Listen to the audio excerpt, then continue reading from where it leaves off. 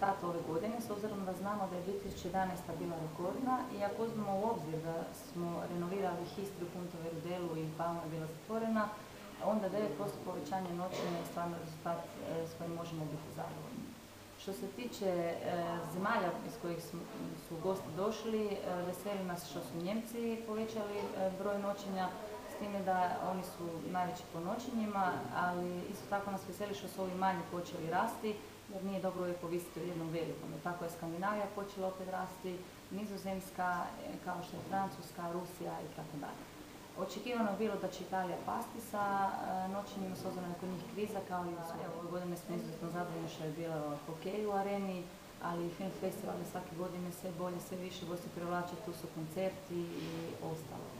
Zatim imamo festivale koji su sve godine sve bolje i bolji, imamo ovaj najveći, to je Outlook festival, zatim Dimension, ali i Sea Splash Reggae festival, Monte Paradiso festival.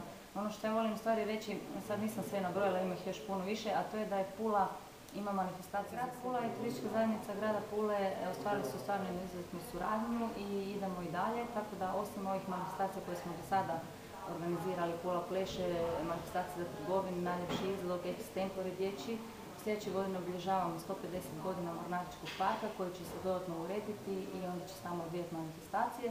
A isto tako ćemo probati oživjeti uspon de Ville koji vodi do Svetih srca koji je jedan izuzetan objekt. Prije svega želio bih pohvaliti jednu kvalitetnu suradnju između grada Pule i turističke zajednice grada Pule.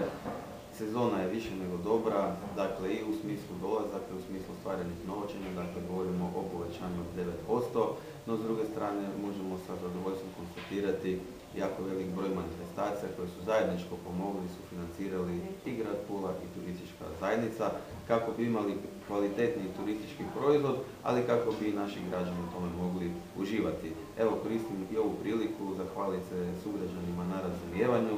Znamo da u sezoni imamo malo više problema gužvi u prometu, ponekad se i razina buke prekorači, no s druge strane znam isto tako da je turizam značajni pokretač gospodarstva i da nam on uvelike pomaže u vremenima ekonomije. Jedno, prije svega, vrlo dobro izdanje 59. filmskog festivala, po čemu je grad Pula nadaleko poznat, najveći broj posjetitelja do sada.